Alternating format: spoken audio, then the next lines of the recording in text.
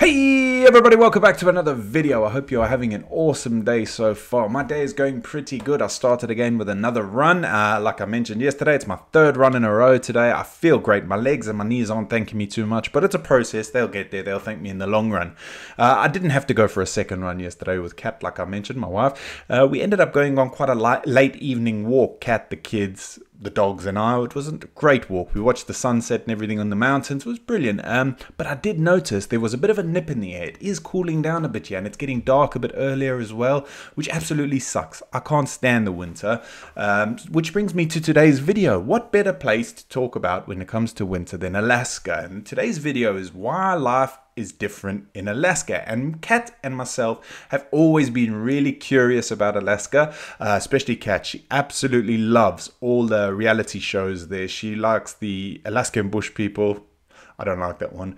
Gold Rush, I'm not a huge fan. The Gold Divers, Alaska, The Last Frontier with the Kilcher family. I love that show. I really love that show and the lifestyle they lead. And also The Last Alaskans, I think it's called. It's about, I'm sure you probably know what it is. It's about like basically once they pass on or their last living relative, direct relative passes on, no one else can live on that land. So they're basically living out their days the way they choose to, which is amazing. They trap, they get their own water. They have to go cut big slabs of ice out to get the water out the rivers and stuff. And I think it's such an awesome way of life if you're okay with the cold. Whereas personally, I wouldn't survive. I would lock myself up in the cabin all winter.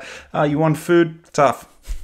I'm not going out there to get food. But yeah, Alaska is a really curious and beautiful place from what I've seen. So we're going to be checking this video out today. Before we check this video out, if you haven't done so already, please make sure you hit the subscribe button. It makes me feel all warm and fuzzy inside. Yes. I do have a Buy Me a Coffee page and a Patreon page linked down in the description, as well as merch if anyone wants to have a look. But guys, please feel no obligation to do so. And without further ado, let's check out why life is different in Alaska. This is Alaska, and with a whopping 665,400 square miles, it's the largest state in all of North America. In fact, if you were to take the massively sized state of Alaska and place it here on top of the 48 lower US states, it stretches all the way out from the East Coast to California. But Alaska isn't just this gigantic landmass more geographically similar to Canadian provinces than other US states. No, it has 100,000 glaciers, 34,000 miles of coastline, and more than 3 million lakes. Oh, and Alaska is pretty remote, being completely disconnected from the 48 lower states, often referred to as the continental or contiguous United States. And the state of Alaska has less than 1 million residents, an incomplete highway system, and more natural resources than any place else in the US. So while Alaska's unique geography provides it with a deep natural wealth of unthinkable proportions, it also contributes to the state's severe isolation and a lack of city building. I did watch a video earlier today or yesterday. It was a couple, they do overlanding and they live in Alaska, and they actually brought out some facts, and they said that the air quality in Alaska in winter is really bad, and that's because of something, I think it's the pressure or something that doesn't let the smoke and that actually dissipate, so it holds it all in over the winter, like from the fires to keep warm and stuff. So the air quality in Alaska is not that great in winter, apparently. That blew my mind. I thought the air quality there would be amazing. It also contributes to the state's severe isolation and a lack of city building, amenities, and modern luxuries there. See, Alaska can only be reached through air, boat, or international passage through Canada. And while it's impossible to truly describe the awe-inspiring wonder that is Alaskan nature, the words wild, rugged, and immense often come first to mind. That's what my missus calls me. I'm joking. I just wanted to say I can't really hear this. My headphones are not working well. Garen's headphones that I borrowed from him like 3 months ago that I'm supposed to give back. I've got to go and get some new ones today. So yeah, I can't really hear it. I know it's loud enough for you guys because I did test it on another video, but yeah, I can't really hear what's going on too well. With Alaska being one of the few remaining naturally wild habitats for animals like polar bears, moose, and caribou, it's also the home of Hold on, you got that the wrong way around. Polar bears, polar moose, bear, and caribou. Moose, caribou. The home of America's first, second, and third tallest mountains, including Denali, the highest mountain peak in all of North America. However, Alaska's significant distance to and separation from the contiguous United States makes life there, well, let's just say, complicated. Contiguous United States makes life there...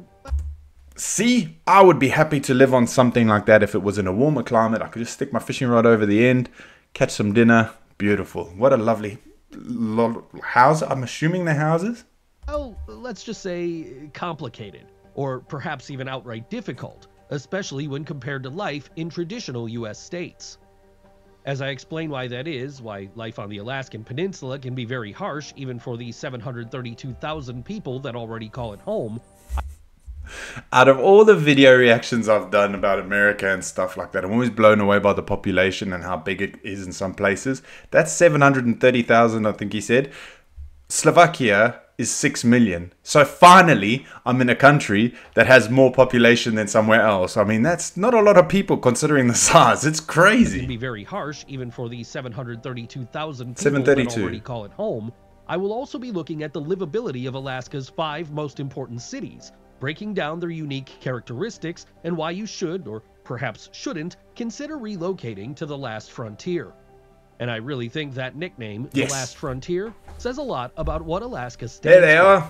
As Alaska is largely unsettled, with the few real cities there serving as a last line of modern settlement, a final barrier between Alaskan society and the wilderness that lies beyond. If you're beginning to wonder if you could even survive Alaska's problematic topography, extremely cold winters, and isolation, well, that would be understandable, as Alaskan winters are difficult. I know for a fact I couldn't survive the winter. I'm not taking anything away from the place though. It is stunning. Like the mountains and that, I love the look of them. Don't get me wrong. We've got the high touches here and I love looking at them with the snow on the top.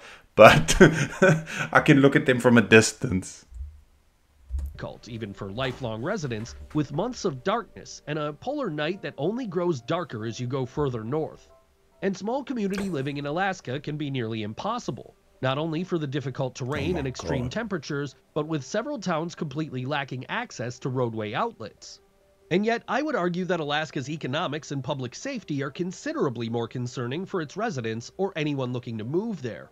I will go more in depth on Alaskan economics and safety as I break down the livability of Alaska's most important cities in just a moment. But a more general overview would be that the state has one of the highest crime rates in all of America, with violent crime being particularly problematic, and Alaska having the nation's 5th highest rate of violent crime. The cost of living in Alaska is also... I had no idea about that. I knew they've got a catch and release program there, apparently, according to that couple I watched as well. I watched it. I didn't watch all their video, but they said I like skimmed through it. And unless it's a violent crime, the police catch and release sort of thing, or they were catching and releasing. I don't know how it is now, which is quite scary. I didn't realize they had such a high crime rate there, like having the nation's violent 5th crime. highest rate of violent crime. The cost of living in Alaska is also nearly 30% higher than the national average, with Alaska being one of the most expensive places to live in the United States. Holy so smokes. Keep in mind, Alaska doesn't levy a state, sales, or income tax, and median income is very competitive, even with the most prosperous of U.S. states. Let's start with Sitka and Ketchikan, the 4th and 5th most populous Alaskan cities. Of course, Kink, Fairview, and Wasilla both technically have more residents than Sitka or Ketchikan, but they are part of Metro Anchorage, and I wanted to address independent Alaskan cities here. And Sitka, located in southeastern Alaska, is a real city. A very small city with just over 8,000 residents, but a legitimate little city nonetheless.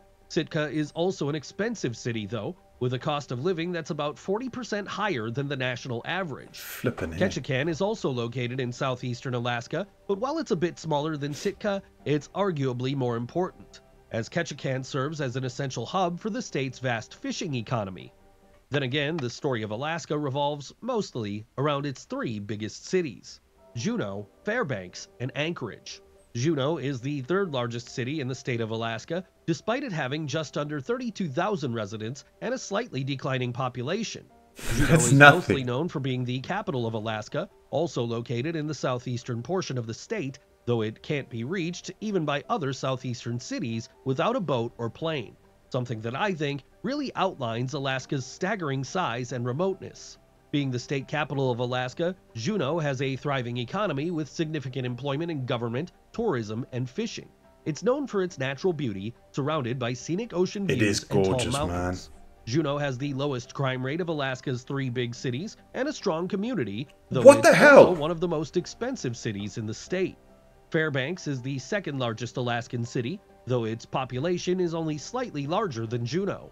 Fairbanks is known mostly for its long, cold winters and a close proximity to the Arctic Circle. So outdoor winter activities like skiing, snowmobiling, and ice fishing are an important part of the culture there.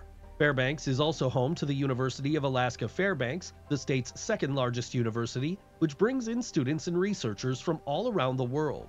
It's also home to the controversial Trans-Alaskan Pipeline. I've seen this pipeline. There's a guy I watch on YouTube quite regularly. His name's Mav. He lives in the back. He doesn't live there, but he travels, and he's like converted his pickup truck, and he did a video here, and he went to the pipeline and that. With the university and pipeline there being an important part of the city's economic success. The city of Fairbanks is the largest point in the interior of Alaska, nicknamed the Golden Heart City for its central location and warm community. Fairbanks also has more crime than Juno, but less than Anchorage. Then there's Anchorage, located in south-central Alaska. And with nearly 300,000 residents, a thriving economy, a robust marketplace, and the state's largest university, Anchorage is much bigger than any other Alaskan city. It's the home of the state's tallest building, and companies like the Kiewit Building Group, Far North Digital, and the Alaska Railroad are all located there. In fact, more than half of Alaska's population lives in the Anchorage metropolitan area. And Anchorage serves as Alaska's de facto transportation hub, with the Port of Anchorage, the Glen Highway, and the Ted Stevens International Airport, the largest and most trafficked airport in Alaska, all being located in the city. But it also has the state's highest rate of crime, so safety there can be very problematic, with crime in Anchorage varying significantly from neighborhood to neighborhood, but generally being much higher than other Alaskan cities.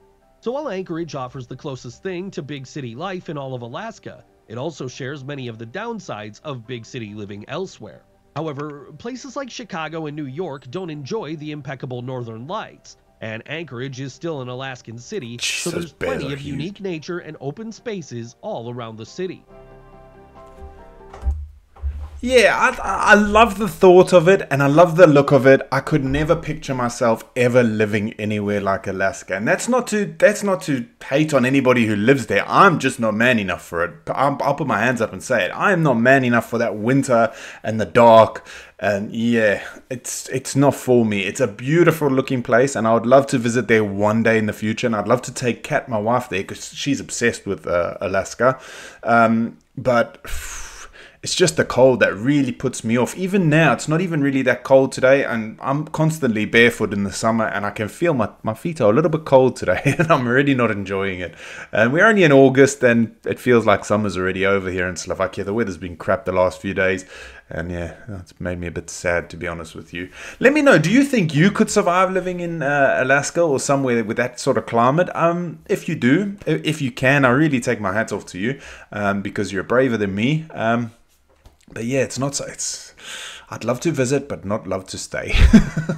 Anyway, guys, thank you so much for watching. I hope you have an amazing rest of your day, and I will see you all in the next video. Peace.